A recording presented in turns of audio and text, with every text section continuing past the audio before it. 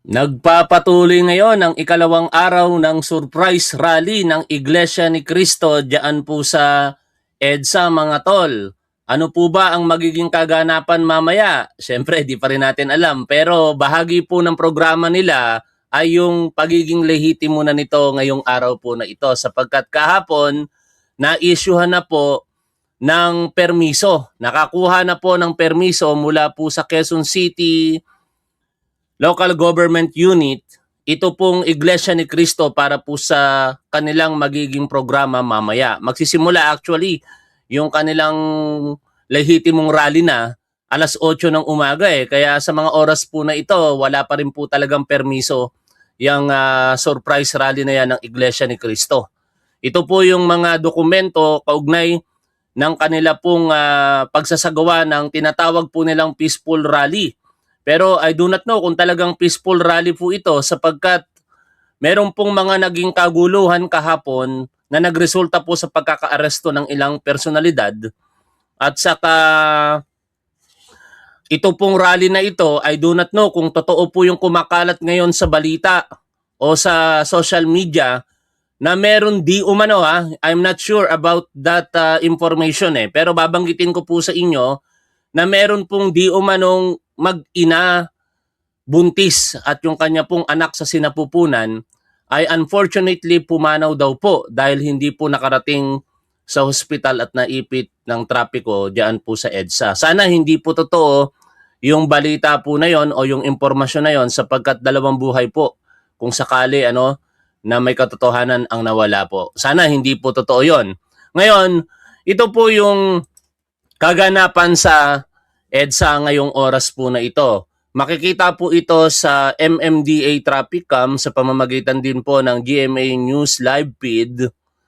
At makikita po natin na sa mga oras po na ito, ang bilang po ng mga tao ay hindi pa po ganoon karami. Marami pong mga pulis ang nakatalaga na dito po sa People Power Monument, pero yung hanay po ng mga bus mula po sa Iglesia ni Cristo ay nananatili po sa kanilang pwesto. No? Inaasahan po natin na darami po yan sapagkat doon po sa application ng permit para po sa kanilang rally ngayong araw na ito ay tinatayang aabot daw po ng 100,000 katao ang dadalo. Yun po ang estimate ng Iglesia ni Cristo dyan. Pero kahapon, sa huling ulat na nakakala po natin sa mga balita, ay umabot po ng 16,000 ang naging kabuuan o dami ng mga participants dito po sa surprise rally po na ito ng Iglesia ni Cristo. At naging bahagi po ng programa kagabi, in particular, yung naging talumpati nitong si Amy Marcos, no? Ang tunay na bangag sa aking paniniwala sapagkat kung hindi bangag itong si Amy Marcos, hindi magmumutawi sa kanya yung mga salitang alam niya naman sa sarili niya na hindi po makatotohanan. Sabi po ni Amy Marcos dito po sa balita ng News 5, gobyernong tulog, lasing sa kapangyarihan.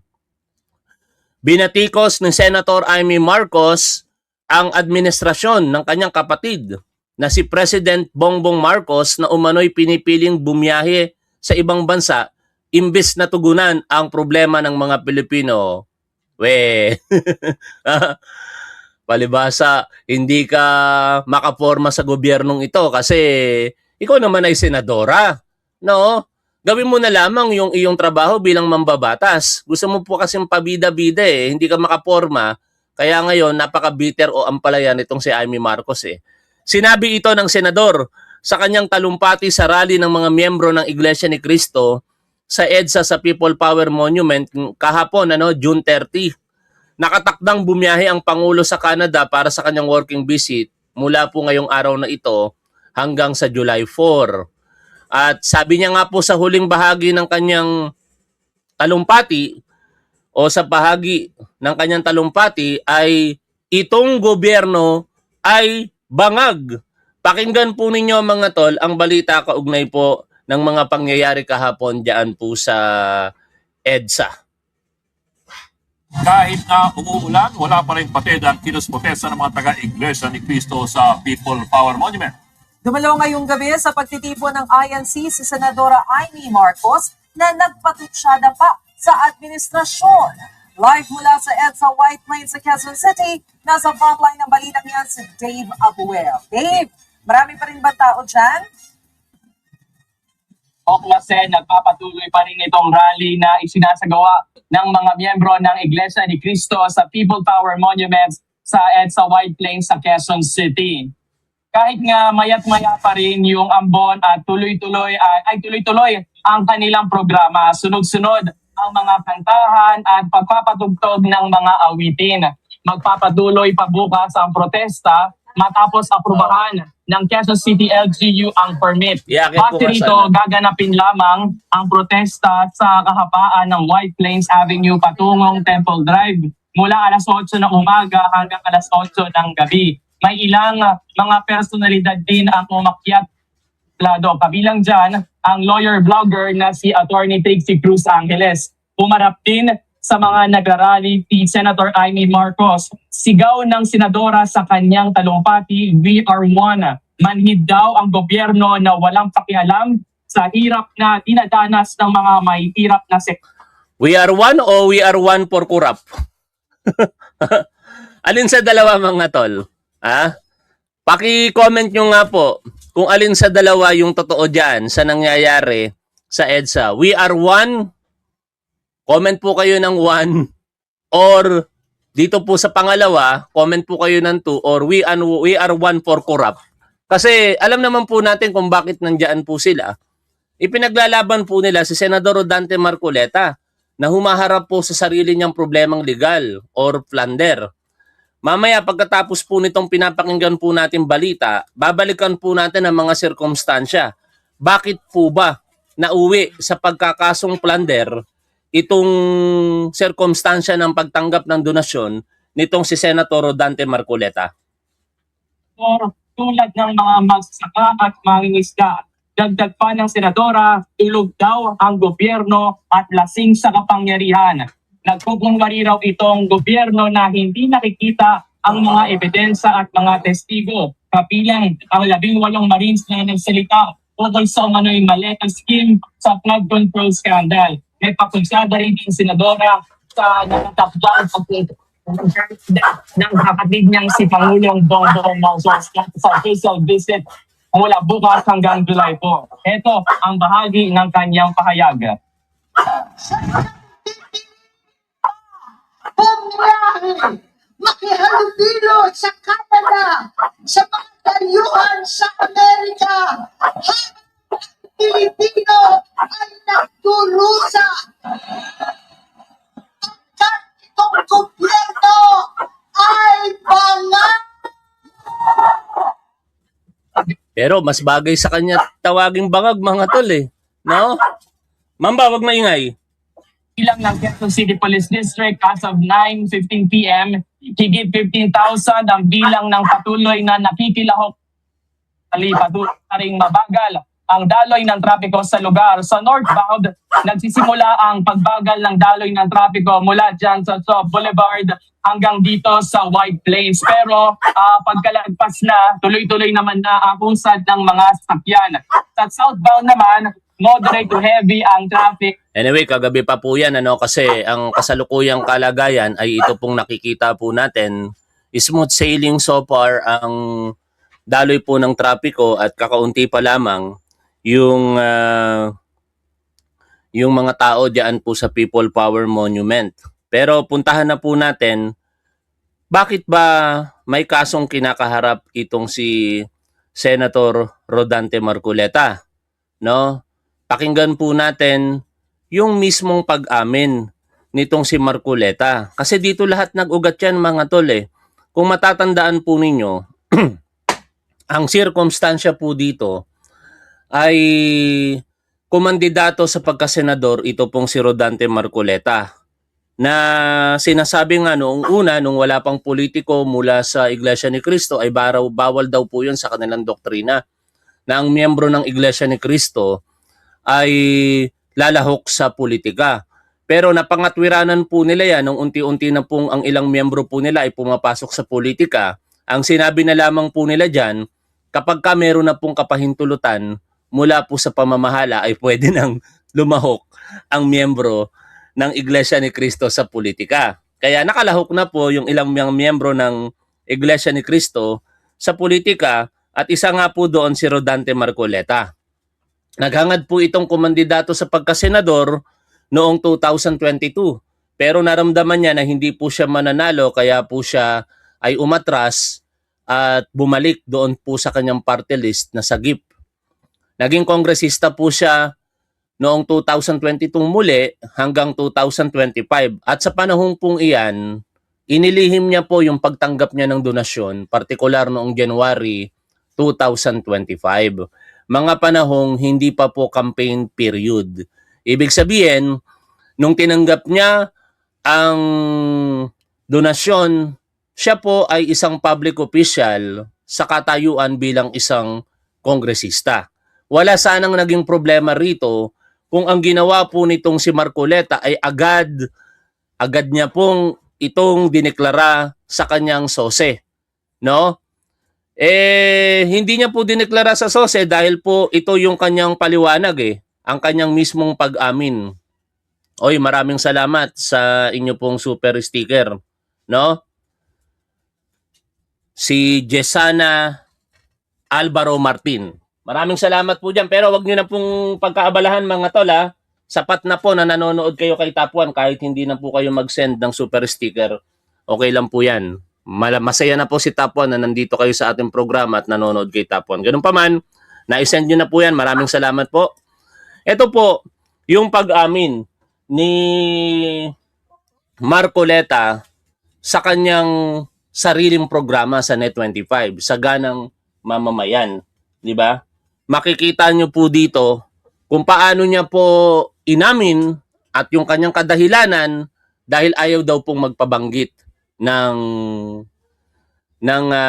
mga donors niya. Pakinggan po ninyo. Ang tulong namin sa'yo. Okay. Congressman ako noon Kong. Kami po ay naniniwala na karapat dapat kang makarating sa Senado. Tanggapin mo ang halagang to. Marami sila.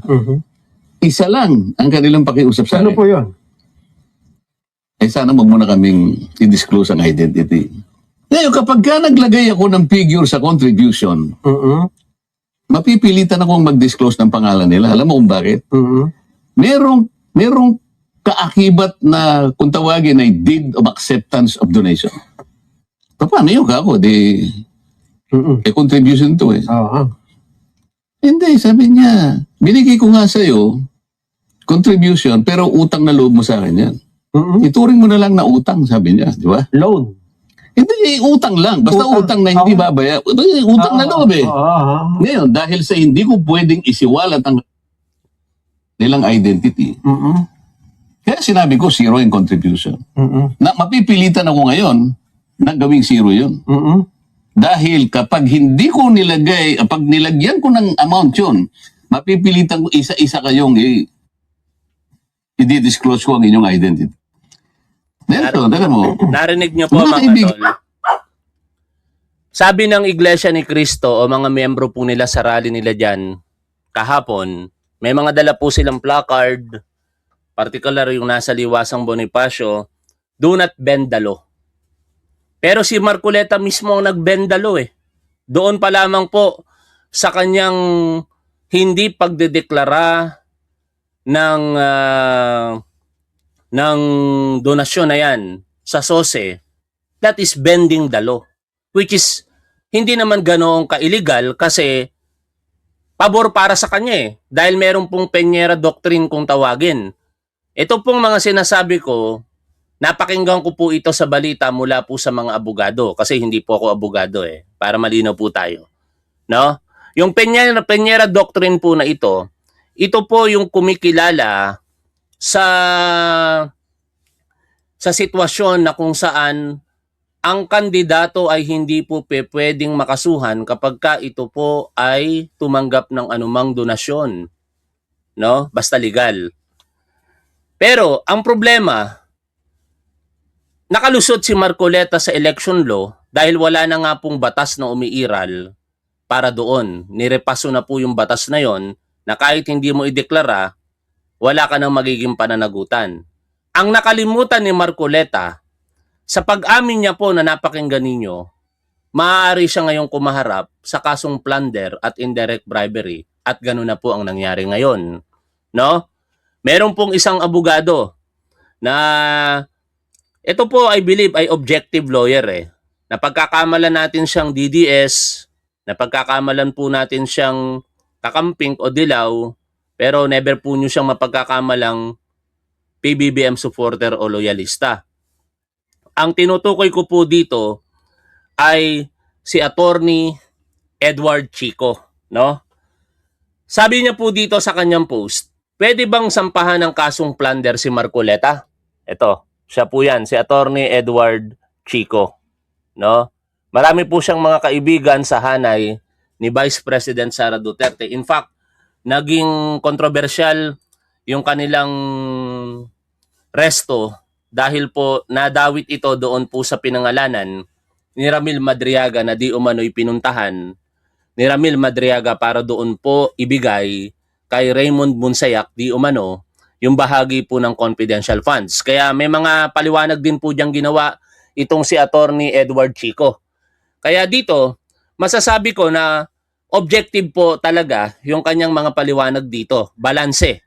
Meaning, nakasaad po talaga kung ano ang tinutukoy sa batas. Pakinggan po ninyo. Pwede bang sampahan ng kasong plunder si Marcoleta? Kung senador, tinanggap po ng January, by February, kampanya nga, di obviously doon ko yung gagastusin. Dalawa yung problema dito sa contention ng Ombudsman at ni Marcoleta. Una sa lahat, wala pa pong Supreme Court decision na kapareho ng ganyan sa walang president. So everything now is up in the air. So yung Ombudsman, pwede nilang i-file talaga yung kaso, pwede nilang i-justify. Pwede nilang i-dismiss. So depende na lang, syempre kung kakampi mo sila because politically, kaaway nila si Marcoleta, malaki yung chance na isasampan nila yan talaga sa sandigan bayan. Dahil napatunayan naman na nag-receive siya ng pera ng public official siya, ang mangyayari dito, nag-release ng presumption. So ang gagawin ni Marcoleta, he has the burden of evidence will shift sa kanya to prove na talagang ginastos niya sa kampanya. And if he's able to do that, probably he could say, that is not by reason of my office. So ganito po yung, I think, ang pagpapaliwanag dito. So hindi mo pwedeng sisihin ng Ombudsman, but on the other hand, may laban din naman si Marcoleta. Ang problema kasi dito, sinabi ni Marcoleta, tinanggap niya bago siya naging kandidato kung sinabi niya lang talaga na tinanggap niya yung pera during the campaign period, hindi niya lang na-declare sa SOSE, di tapos ang boxing. In fact, ang pananagutan niya, administratibo lang. Kasi pagka hindi tama ang deklarasyon mo sa SOSE, wala namang election offense na napo-commit right now under the law. So yun lang, sana po naging malinaw po ito, wala po itong kulay. Here's the healthcare made. May commercial pag sa FB. Hindi ako makapag-premium dito Yun ang problema, 'di ba mga tol? No? Tama yung sinasabi na walang election law na nakomit kasi walang batas. Ang problema, meron pong indirect bribery at meron pong plunder na sinasabi sa batas. No?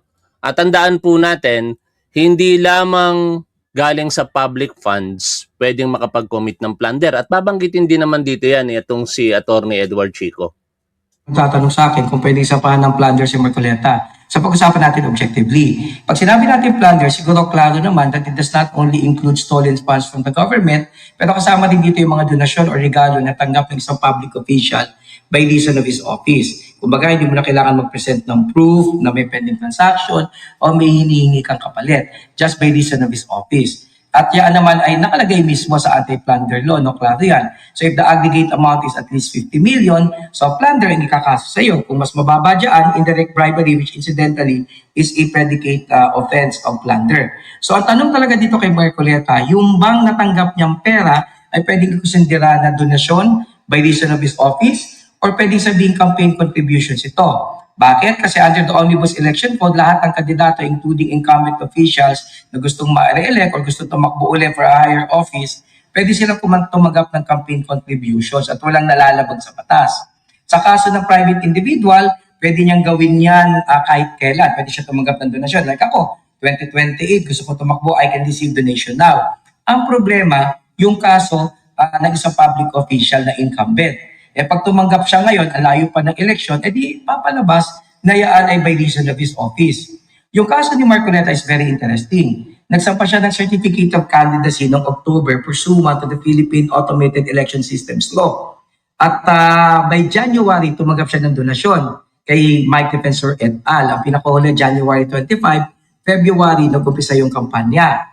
Kaso, nako-complicate yung batas because merong kaso, Pinera versus Comelec, which states na nagiging kandidato ka pa lang once the campaign period starts or kicks in. So for all intents and purposes, ang contention ng ombudsman, yung perang tinanggap mo ng January, hindi ka pa kandidato. So public official ka by reason of your office yan.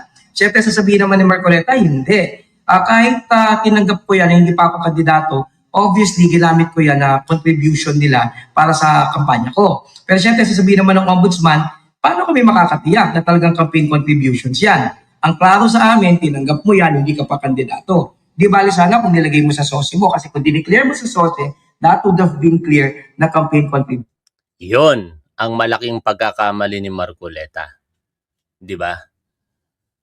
Kasi kung dineklara ni Marcoleta sa kanyang SOSE, wala nang puwang para siya'y makasuhan pa ng plunder or indirect bribery. Ganun lang kasimple. Bakit hindi idineklara ni Marcoleta? Ang reason niya lamang, ayaw daw pong magpabanggit ng mga campaign donors niya. Bakit ayaw magpabanggit? O yan yung mga katanungan na hindi masasagot sa social media lamang, sapagkat ang katotohanan lalabas para ikaw ay mapawalang sala kung sakasakali sa korte. Hindi mo sinabi. Siyempre, si Marcoleta naman ang sasabihin niya, hindi, campaign contributions talaga yan. Very clear. Alam nila tatakbo akong senador, tinanggap ko ng January, by February, kampanya na. Di obviously, doon ko yung gagastusin. Dalawa yung problema dito sa contention ng Ombudsman at ni Marcoleta. Una sa lahat, wala pa pong Supreme Court decision na kapareho ng ganyan sa walang president. So everything now is up in the air. So yung Ombudsman, pwede nilang i-file talaga yung kaso, pwede nilang i-justify. Pwede nilang i-dismiss. So depende na lang syempre kung kakampi mo sila because politically kaaway nila si Marcoleta. Okay? Inulit ko lang para mas maliwanag tayo dyan. Ang pinakapunto, may basihan kung bakit nasampahan ng kasong plunder itong si Rodante Marcoleta. Ngayon, pakinggan natin ang isang bias lawyer. Kakamping po siya, no? Si Attorney Jesus Palsis. Bias siya against Rodante Marcoleta and bias siya favoring syempre for yellow and kakamping but not necessarily supporting PBBM and his administration. But for now, si Attorney Jesus Palsis, dahil nga si Sara Duterte ang vice-presidente, wala silang magagawa kung hindi panindigan at suportahan din ang kasalukuyang gobyerno. Otherwise, pagka natanggal si PBBM, sila din naman yung maapektuhan ng mga kakamping dahil ayaw nila kay Sara Duterte. Pakinggan naman natin siya rito. Anong tingin mong endgame nito? Probably it will last from 3 days at least to a week. Tingin mo hindi sila titigil hanggang hindi nila nakukuha ang kanilang demand? On the surface level, the end game here really is to deter or discourage the government, specifically the ombudsman, from filing a plunder case against Senator Marcoleta because, again, the INC itself said naman na ang tingin nila dito selective justice. So for them, dapat hindi i-file or mali yung basis. But with all due respect to them, mali ang INC. The INC is misguided and they are misleading the public. With all due respect to them, of course, they're an older institution than I am. I'm just a very young political commentator. Pero misguided because mali yung sinasabi nila na walang basis yung kaso. There's evidence already to show that Senator Marcoleta collected or acquired under the plunder law. You acquire more than 50 million, that's already plunder.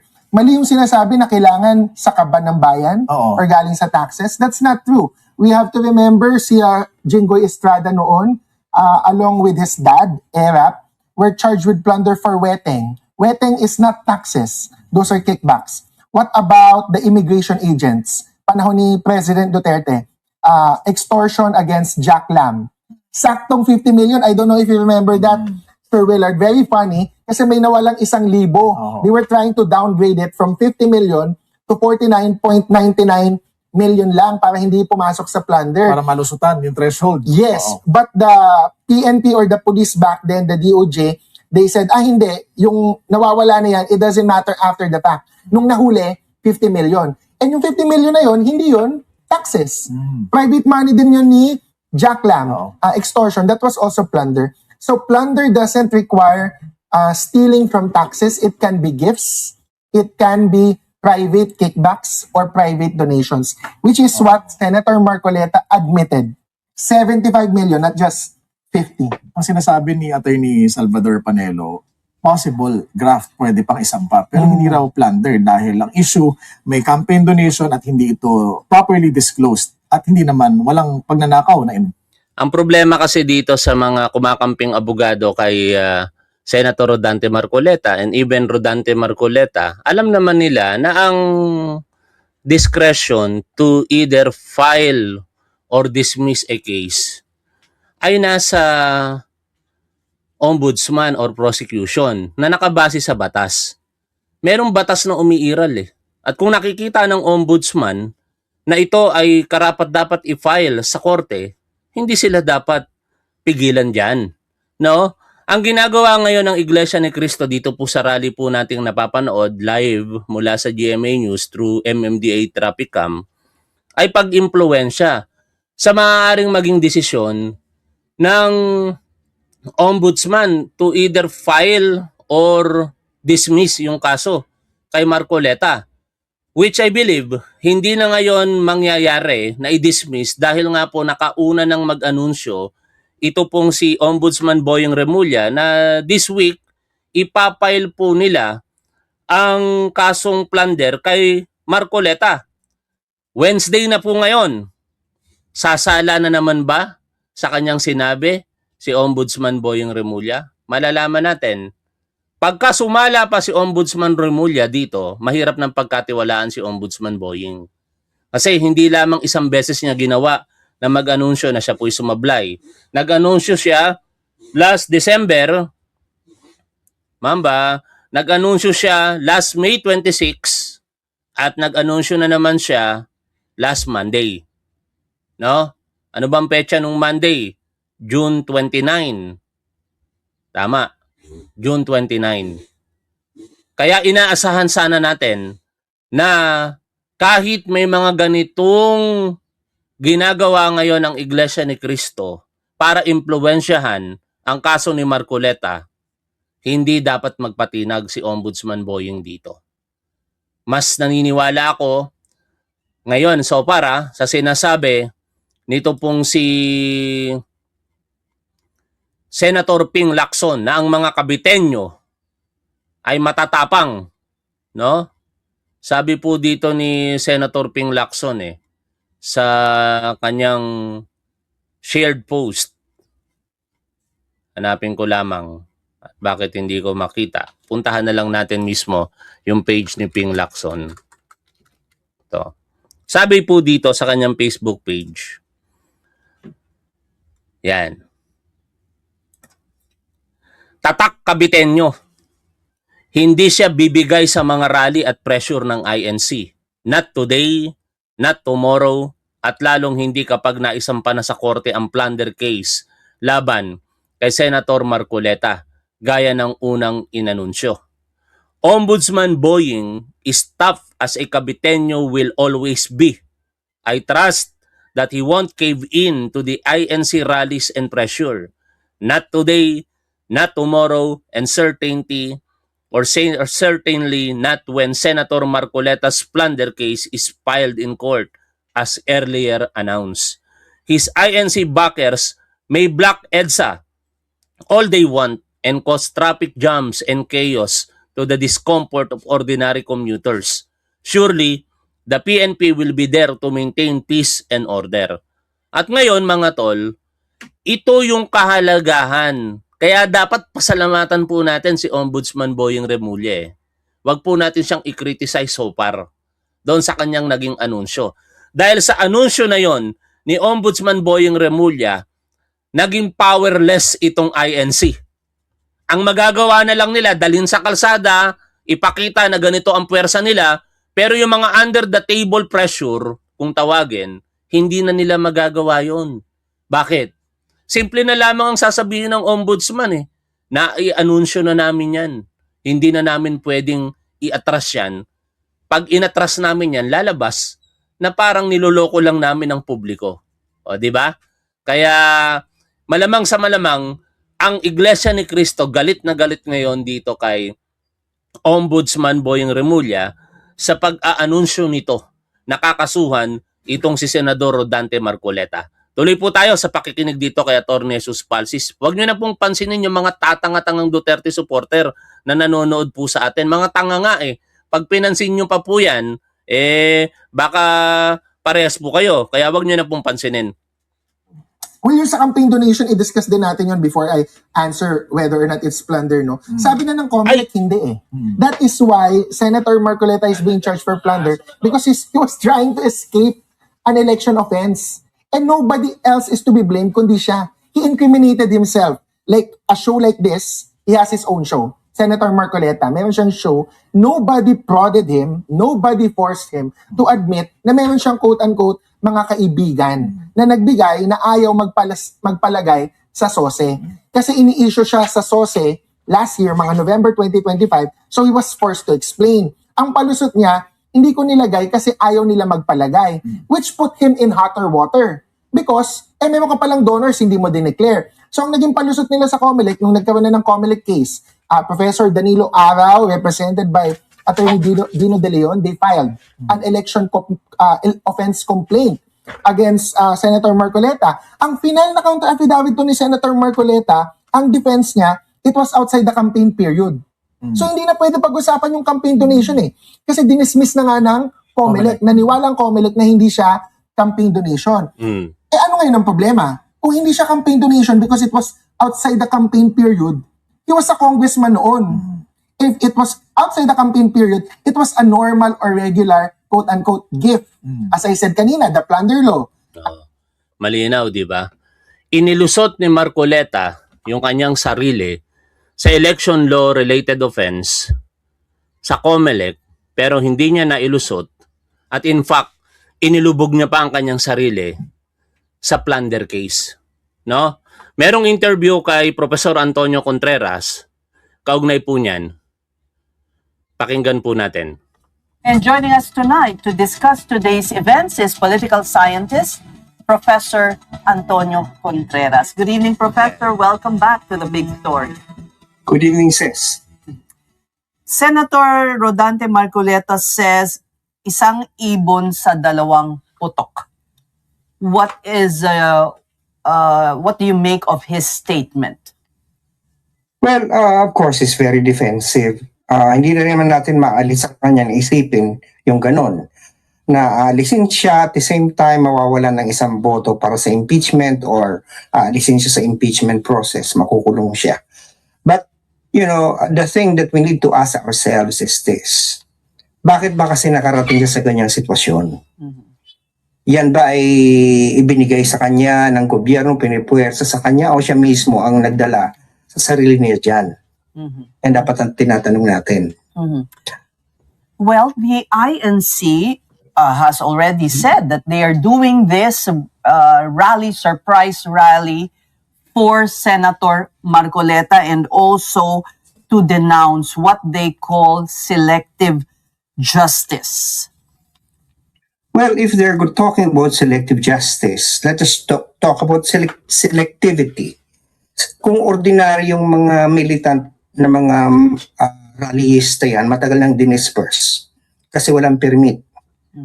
Sila walang permit pero hindi sila dinidisperse. Binigyan sila ng special dispensation na hindi sila dapat paalisin kahit na sila ay nakaabala ng maraming tao. So kung selectivity ang pinag-uusapan, bakit ginagawa nilang special si Senator Marcoleta? Bakit doon si Senator Marcoleta lang ang parang ginigipit, ay nalimutan ba nila si Senator Jinggoy nakakulong na. Marami ding mga ibang mga nakakulong na. Maraming mga kakasuhan at kakasuhan pa. Si Senator Bong Revilla nakakulong. So anong pinagsasabi nila na sinisingle out si Senator Marcoleta na siya naman ay umamin. Alalahanin natin siyang umamin na siya tumanggap ng 75 million. At itinanggi pa nga niya na yun ay campaign contribution. Kaya nga siya napunta sa plunder eh. Kasi alam mo sis, pwede naman, bawal sa isang government official ang tumanggap ng pera kahit anong amount. Except if it is a contribution for a campaign. Right. Eh siya ang nagsabi na hindi yan pangampanya eh. Siya mismo nagsabi niya at nag-agree ang COMELEC. So ngayon, hindi niya dineklara sa SALN niya. So ano ngayon? Kaya nagtataka tayo dito sa Iglesia ni Cristo no? Bakit nila sasabihin na for transparency and accountability sila kung yung mismong miyembro nila na si Rodante Marcoleta ay umamin na tumanggap ng 75 million pesos sa panahon na siya'y nanunungkulan bilang kongresista and outside campaign period. No? Dapat sisihin nga nila si Marcoleta rito. Dapat idineklara mo na lamang sa sose mo, sana wala kang problemang kinakaharap ngayon. Kasi hindi naman pwede i-declare sa SOSE dahil hindi nga daw campaign contribution. Opo. So, hindi niya dineklara sa SALN. So, therefore, andun yung gift na tinanggap niya na bawal sa isang government official at lagpas ng 50 million. So, swak na swak sa plunder. All right. Now, this is a test. You mentioned na medyo soft ang gobyerno dahil kung progresibo nga yan, baka napatabi na. But pinayagan sila kahit walang permit and they're given another permit tomorrow. Would you see this as a test of will of the government to pursue the case against Senator Marcoleta? Alam mo, Isingit ko lang to mga tol. Itong namayapang si Eli Soriano, syempre kalaban ito ng Iglesia ni Cristo, no? May punto siya rito sa kanyang sinabi. Kaya nagkakaroon talaga ng problema kapag ka ang relihiyon nakikialam sa gobyerno. No? Pakinggan po ninyo yung sinabi niya rito. Hindi kasi ako nakakonect sa speaker Cellphone lang natin ipe-play. Ito pakinggan po ninyo.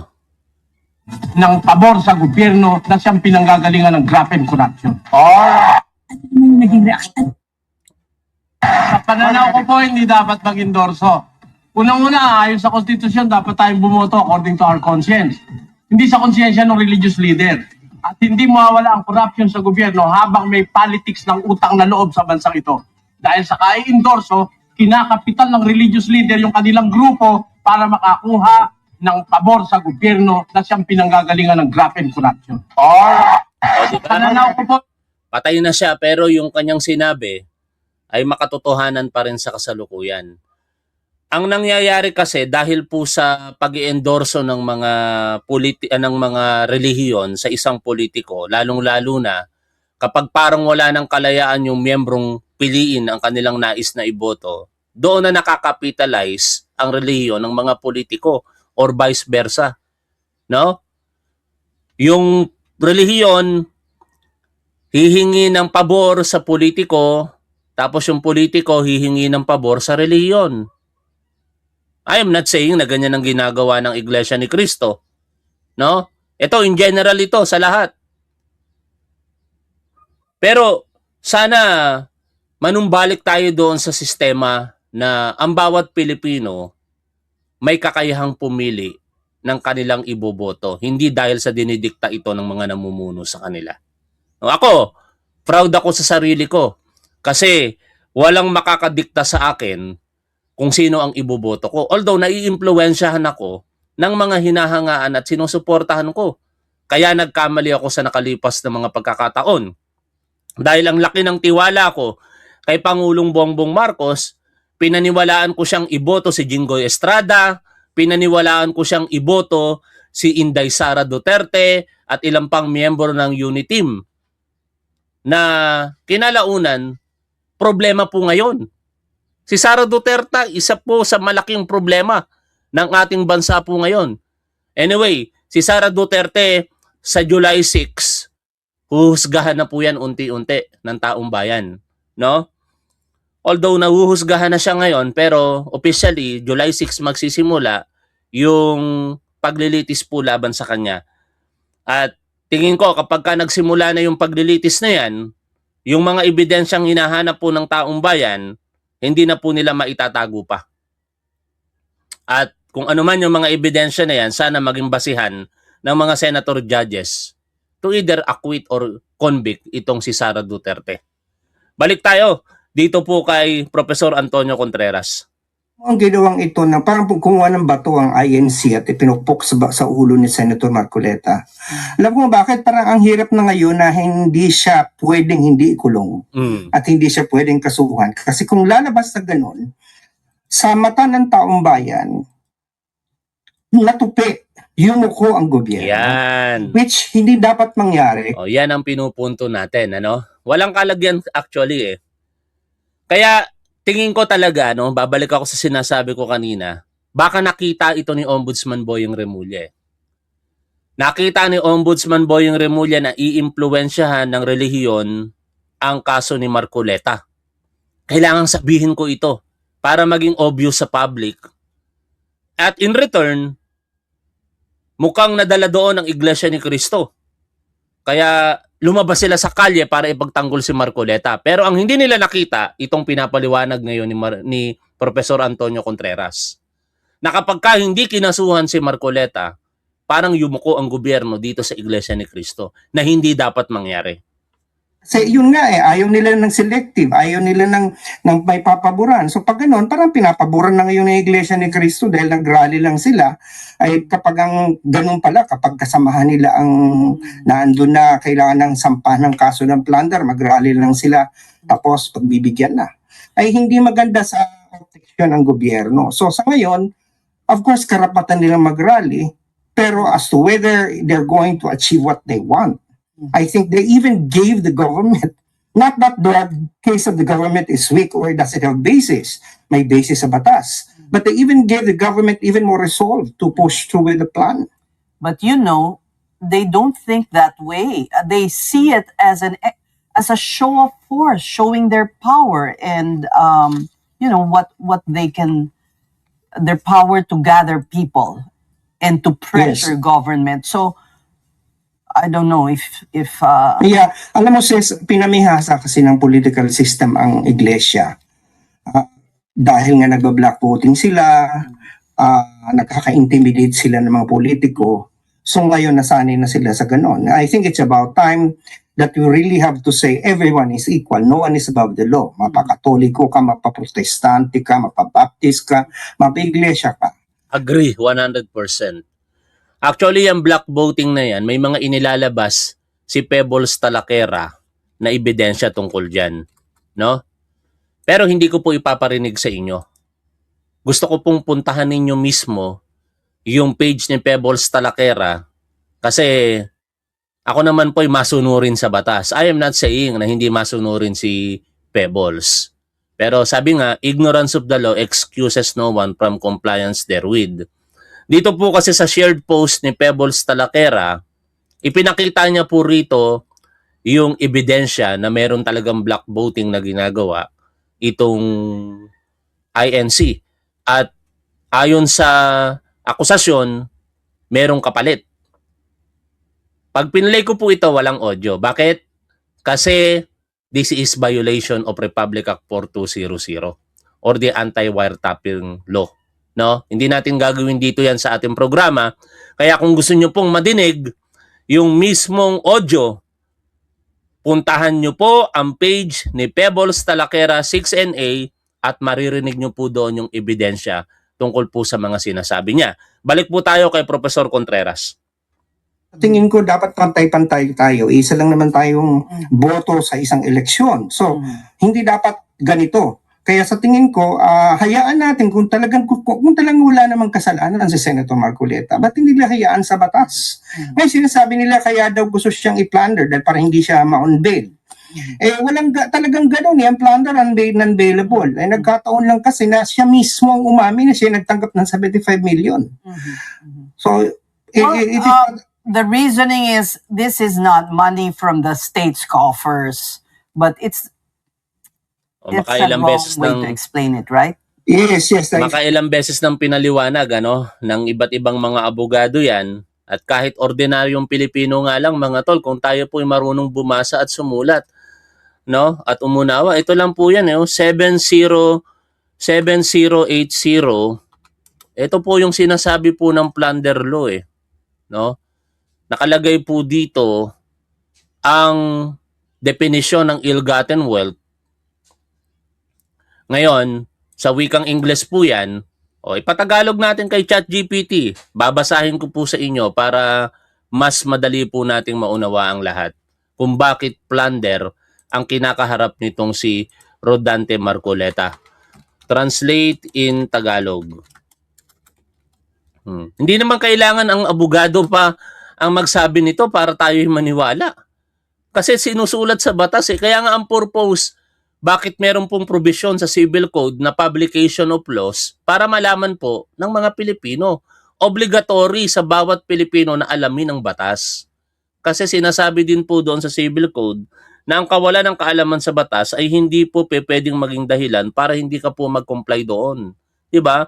Ignorance of the law excuses no one from compliance therewith. Sabi po dito, ang ill-gotten wealth means any asset, property, sa wikang Ingles, sa pagkakasulat po ng batas, pinatagalog po natin kay ChatGPT para mas maunawaan po nating lahat.